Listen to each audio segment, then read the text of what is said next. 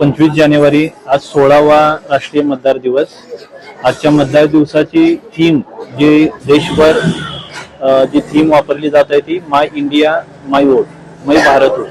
म्हणजे भारता एवढाच मतदानाचा अधिकार अमूल्य आहे आणि तो अमूल्य अधिकार प्रत्येकाने ओळखायचा आहे। निवडणूक विभागाची यंत्रणा जिल्हा निवडणूक निर्णय अधिकारी कार्यालयापासून तहसीलदार कार्यालयापासून क्षेत्र स्तरावरती BLO पर्यंत सर्व मतदारांना मतदान प्रक्रियेमध्ये सहभागी करून घेण्यासाठी अविरत कष्ट करत असते।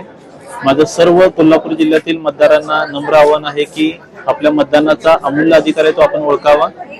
निवडणुकीमध्ये मतदानाच्या अधिकाराचा कोणत्याही प्रलोभनाला बळी न पडता आपण वापर करावा आणि जे नवमतदार जिल्ह्यामध्ये आहेत ज्यांचं 18 वर्ष पूर्ण झालेलं आहे परंतु अजून मतदार नोंदणी केलेली नाही त्यांनी आपल्या परिसरातील BLOची भेट घेऊन किंवा वोटर हेल्पलाईन हे पोर्टल सुद्धा आणि ऍप्लिकेशन सुद्धा निवडणूक आयोगाने उपलब्ध करून दिलेलं आहे। त्या पोर्टलवरती भेट देऊन आपली मतदार नोंदणी करावी आणि लोकशाही प्रक्रियेमध्ये सहभागी व्हावे। आज 25 जानेवारी 2026 रोजी 16वें मतदान दिवसानिमित्त सगळ्यांना खूप खूप शुभेच्छा देतो।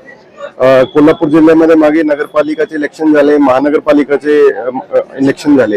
दोन्ही इलेक्शन मध्ये राज्य पातळीवरती आपले नगरपालिकाने फर्स्ट 5 मध्ये 3 ठिकाणी मतदान पर्सेंटेज आली आणि महानगरपालिकामध्ये इचलकरंजी पण पूर्ण राज्यामध्ये प्रथम क्रमांकावरती टक्केवारीवरती आहे।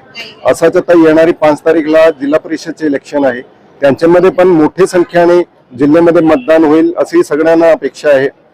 मोठ्या प्रमाणात बाहेर पडा आणि कोल्हापूर मतदानमध्ये पण सुद्धा आघाडी आहे असा एक पूर्ण राज्यामध्ये एक मेसेज यायला पाहिजे। स्लोगन जे आहे मतदार राजा जागा हो लोकशाहीचा धागा हो, त्या लोकशाहीच्या पद्धतीमध्ये लोकशाहीमध्ये आम्हालाही समाविष्ट करून घेतल्याबद्दल कोल्हापूरचे जिल्हाधिकारी सर अमोल येडगे सर, परत आपलं निवडणूक आयोग असेल, प्रशासन असेल, यांचे खूप खूप धन्यवाद की आम्हालाही मतदानाचा हक्क किती चांगल्या पद्धतीने बजावता तो आमचा हक्क नाही तो आमचा अधिकार सुद्धा आहे।